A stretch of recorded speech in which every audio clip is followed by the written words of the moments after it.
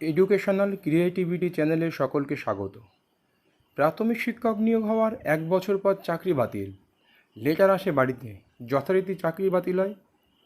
কারণ হিসেবে দেখানো হয় কম কাট অফ মার্কসে চাকরি দেওয়া হয়েছে, এখন চাকরি বাতিল। এই জন্য একটি রহস্যজনক হাস্যময় কথা। তুমি ভাই কেন চাকরি দিয়েছিলে তাকে বাড়িতে কল লেটার দিয়ে? সে তো যে কাজটা করতো সেই কাজটা ছেড়ে দিয়ে চলে এসছে, তাহলে সে এখন সেই কাজে ঢুকবে কীভাবে? এই নিয়ে কলকাতা হাইকোর্টে মামলা হয়।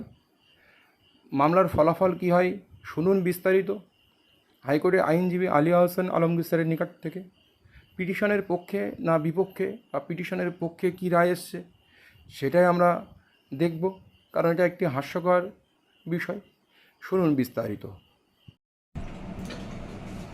এই যে পিটিশনার আগে 2012 সাল থেকে প্রাইমারি স্কুলের প্যারাটিচার হিসেবে কাজ করত। তারপরে 2021 সালে যখন ক্যালকাটা হাইকোর্টের নির্দেশে district primary school council north 24 Pargana 2009-এর রিক্রুটমেন্টের প্যানেল পাবলিশ করলো, তখন তার বাড়িতে অ্যাপয়েন্টমেন্ট লেটার চাই, অর্থাৎ পিটিশনারের বাড়িতে অ্যাপয়েন্টমেন্ট লেটার যায় এবং পিটিশনারকে বলা হয় যে তুমি 2 সপ্তাহের মধ্যে অ্যাসিস্ট্যান্ট প্রাইমারি স্কুল টিচার হিসেবে জয়েন করো। তো সুতরাং স্বাভাবিকভাবেই পিটিশনার যে স্কুলের প্যারা টিচার হিসেবে গত 9-9.5 বছর ধরে কর্মরত ছিল, সেখানে তাকে সে রেজিগনেশন দেয় এবং সেখান থেকে রেজিগনেশন দেওয়ার ঠিক পরের দিন সে নতুন স্কুলে as assistant primary school teacher join করে।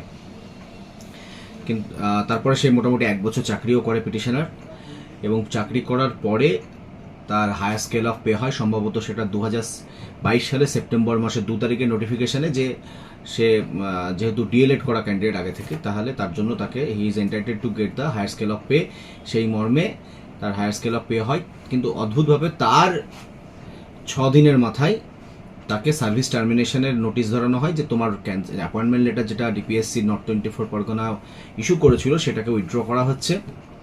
এখানে উইথড্রল কারণ দেখিয়েছে যে তোমার স্কোর হচ্ছে বিলো কাট অফ মার্কস, মানে যে ওই প্যানেলের যে কাট অফ গেছে লাস্ট টাইম প্যানেল ক্যান্ডিডেটের যেটা স্কোর তার থেকে তোমার কম। কিন্তু উল্লেখযোগ্য ব্যাপার হচ্ছে এটাই যে যখন অ্যাপয়েন্টমেন্ট লেটার ইস্যু করা হয় তারপরে জয়নিংয়ের আগে কিন্তু প্রত্যেক ডকুমেন্টস ভেরিফিকেশান এসআই অফিসে হয়েছিল, এবং ডকুমেন্টস ভেরিফিকেশান হবে এটাই স্বাভাবিক, কারণ এই যে রিক্রুটমেন্টে ওকে অ্যাপয়েন্টমেন্ট দেওয়া হয়েছিল 2021 সালে তার প্যানেল পাবলিশ হয়েছে, কিন্তু রিক্রুটমেন্টটা হচ্ছে আসলে 2009 সালে। সুতরাং এত লং স্প্যান পর একটা সময়ের গ্যাপে যখন অ্যাপয়েন্টমেন্ট দিচ্ছে তখন স্বাভাবিকভাবে ডকুমেন্টস ভেরিফিকেশান হবে।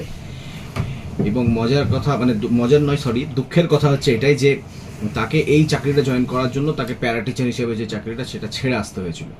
তাহলে তারপরে দুম করে তাকে একটা কোনো শুনানির সুযোগ না দিয়ে বা তার আত্মপক্ষ পেশ করার সুযোগ না দিয়ে তাকে চাকরি থেকে যখন বরখাস্ত করা হলো, সে ডিপিএসসিতে যোগাযোগ করে এবং ডিপিএসসি থেকে বলা হয় যে নন জয়নিং সিট যেগুলো, সেই নন জয়নিং সিটের রেসপেক্টে আর একটা প্যানেল পাবলিশ হতে পারে, তাতে আশা করা যাচ্ছে যে এই পিটিশনারের নাম থাকবে।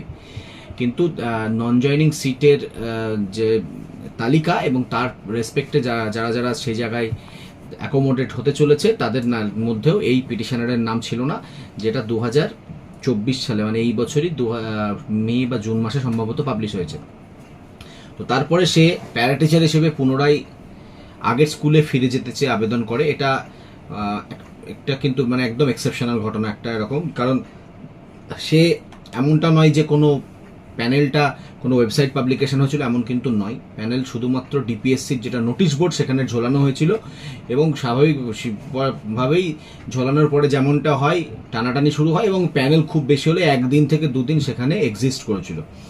তাহলে সেই অবস্থায় অনেকেই যারা এই দীর্ঘ 2009 থেকে 21 সাল অবধি চলা মামলার গতি প্রকৃতি সম্পর্কে খবর রাখেন না, তাদের পক্ষে জানা সেটা সম্ভব নয় যে কি চলছে না চলছে, হাইকোর্ট আদৌ কোনো নির্দেশ দিয়েছে দেয়নি, এটা অনেকের পক্ষে জানা সম্ভব না। যারা এগুলো খবর রাখেন তাদের পক্ষে সম্ভব, কিন্তু এই পিটিশনার যেহেতু অলরেডি অন্য এক জায়গায় প্যারা টিচার হিসেবে চাকরি করছিল, তার পক্ষে জানা সম্ভব নয়।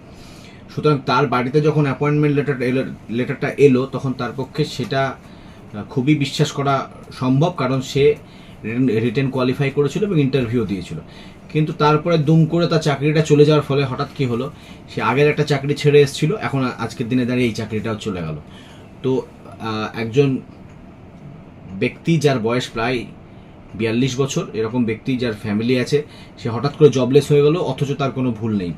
তো এই মর্মে ছিল মামলাটা। এবার সেখানটাতে যেটা আজকে হাইকোর্ট যেটা নির্দেশ দিল, প্রথম হচ্ছে যে এক্ষেত্রে অ্যাপয়েন্টিং অথরিটি প্রাইমারি স্কুলে বা প্রাইমারি টিচারদের ক্ষেত্রে অ্যাপয়েন্টিং অথরিটি ছিল আগে ডিপিও, ডিস্ট্রিক্ট প্রজেক্ট অফিসার, যেটা পরবর্তীকালে ডিস্ট্রিক্ট এডুকেশন অফিসার হয়ে গেছে, এবং আগে ছিল সর্বশিক্ষা মিশন এবং এখন হয়ে গেছে সমগ্র শিক্ষা মিশন। তো সমগ্র শিক্ষা মিশনের যিনি ডিস্ট্রিক্ট এডুকেশন অফিসার, এই পিটিশনার আবেদন অলরেডি পুনরায় প্যারা টিচার হিসেবে জয়েন করতেছে ডিপিএসসি চেয়ারম্যান এবং ডিআই প্রাইমারি এডুকেশনের কাছে করেছে, কিন্তু তার পাশাপাশি আর একটা আবেদন তাকে কোর্ট বলল করতে সমগ্র শিক্ষা মিশনের যিনি ডিস্ট্রিক্ট এডুকেশন অফিসার আছে তার কাছে, এবং সেই আবেদনের প্রেক্ষিতে সমস্ত পরিস্থিতি বিচার বিবেচনা করে ডিপিওকে বলে, ডিস্ট্রিক্ট এডুকেশন অফিসারকে বলল 2 মাসের মধ্যে এই পিটিশনারের কেসটাকে কনসিডার করতে। এবং পিটিশনারকেও বলা হয়েছে, নির্দেশ দিয়েছে হাইকোর্ট যে যত সাপোর্টিং ডকুমেন্টস আছে সে কিন্তু এই তার অ্যাপ্লিকেশনের সঙ্গে জুড়বে। তো পজিটিভ সাইন, কারণ হাইকোর্ট যেহেতু কনসিডার করতে বলছে, আমরা আশা করব যে এক্ষেত্রে শুধুমাত্র আইনের বেড়াজালে না থেকে মানবিকভাবেও তার কেসটা কনসিডার করা হবে, কারণ তার কোনো ভুল ছিল না। আজকের দিনে দাঁড়িয়ে পিটিশনার জবলেস হয়ে গেল, সেটা কিন্তু তার ভুলের জন্য নয়, সেটা কর্তৃপক্ষের ভুলের জন্য, কারণ তার ডকুমেন্টস ভেরিফিকেশন করিয়েই তাকে অ্যাপয়েন্টমেন্ট দেওয়া হয়েছিল। তো এই হলো সব মিলিয়ে।